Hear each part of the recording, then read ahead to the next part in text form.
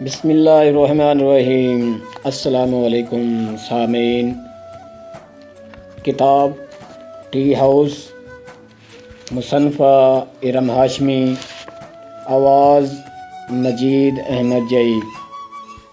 مجید احمد جئی audio library کے تعاون سے آپ سماعت فرما رہے ہیں۔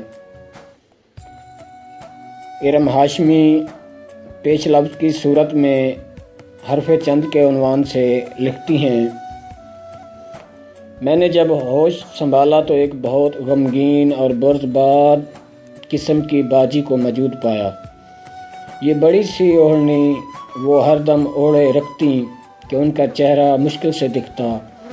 انتہا کی سنجیدہ مزاج، کسی نے انہیں قہقہ مار کر ہنستے نہیں دیکھا۔ ان کی سنجیدہ مزاجی کی وجہ سے ابو بھی ان سے دب کر رہتے اور انہیں احتراماً باجی کہتے۔ بچپن میں میری ان سے کبھی نہ بن پائی۔ شاید بھائیا کی اپنی ہی دنیا تھی۔ وہ بہت کم گو اور کم آمیز ہیں، مگر گھر میں ان کا رعب و دبدبہ ہے۔ میں امی ابو سے زیادہ ان سے ڈرتی تھی۔ کاشی میرا ہم مزاج ہے۔ اللہ نے اسے ذہین دماغ دیا ہے، ساتھ بلا کا تخیل اور تیز زبان، چٹکارے لے لے کر ایسی ترکیبیں چلتا کہ ہم میں سدا جھگڑا رہتا۔ لیکن یہ بھی سچ ہے کہ وہ میری سہیلی ہے۔ اس کے بعد گھر سے باہر مجھے کسی سہیلی کی ضرورت نہ رہی۔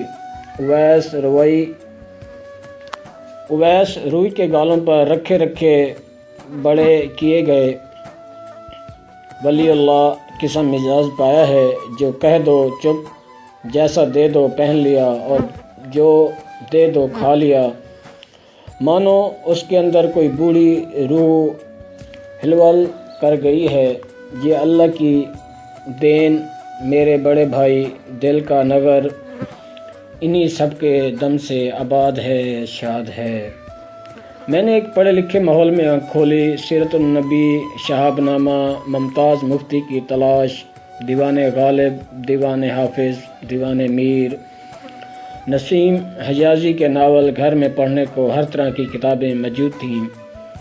دیوان غالب سے ابو کی محبت کا یہ عالم تھا کہ سارا سال ان کے تکیے کے نیچے پڑا ملتا۔ ابو حد درجہ با مذاق نئے نئے جملے تراشتے ہیں۔ یہ ان کی گفتگو اور ان کا ذوق ہی ہے کہ گھر بھر میں ادبی کتابیں بہت شوق سے پڑھی جاتی، لیکن لکھنے کی طرف کوئی مائل نہ ہو سکا سوائے میرے، اور خود ابو کے کاشی بھی شاعر مزاج ہے۔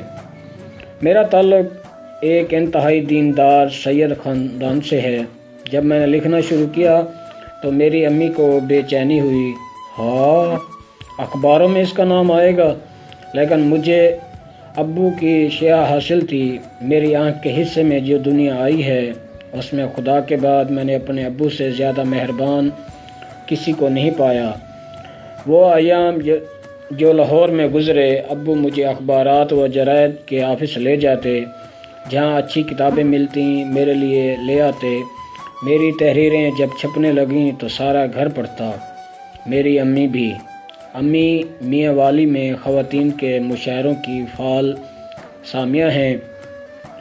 میں نے ادبی مضامین، شاعری مجموعوں پر تبصرے، شخصی خاکے، افسانے سبھی کچھ لکھا، لیکن میری دلچسپی کے عنوان نثر نگاری تک ہیں۔ شاعری کا ذوق پڑھنے کی حد تک رہا۔ آج کل اردو ادب میں بڑے جیدہ قسم کے ممتاز ادیب اور شاعر پیدا ہو رہے ہیں۔ متوسط اور کم درجے کا کوئی پیدا ہی نہیں ہوتا۔ دیکھتے ہی دیکھتے یہ سب برصغیر کے نامور افسانہ نگار یا شاعر بن جاتے ہیں، لیکن میرا ان میں شمار نہیں۔ میں نو آموز ہوں۔ میں ٹی ہاؤس کے لیے ناصر علی سید صاحب کی ممنون ہوں، جنہوں نے میری رہنمائی و پذیرائی کی۔ ادبی دنیا میں میرے افسانوں کے اولین قاری وقار خان معروف مزاح نگار ہیں۔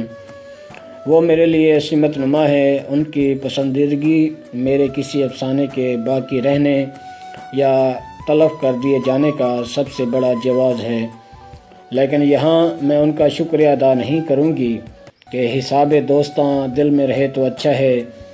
اب جب افسانوں کی تعداد انگلیوں پر گننے کے لائق ہو گئی تو اسے چھپوانے کا شوق ہوا۔ افسانہ کیا ہے اور اس کے لوازمات کیا ہیں، اس سے قطعی نظر جو تحریریں قلم سے نکلیں وہ اس کتاب کی شکل میں حاضر ہیں۔ یہ کیا ہیں اور کیسی ہیں، اس کا فیصلہ آپ پر چھوڑتی ہوں۔ اگر ارباب نظر نے انہیں پسند کیا تو یہ میری خوش بختی ہوگی۔ ارم ہاشمی، ابراہیم آباد، میاں والی۔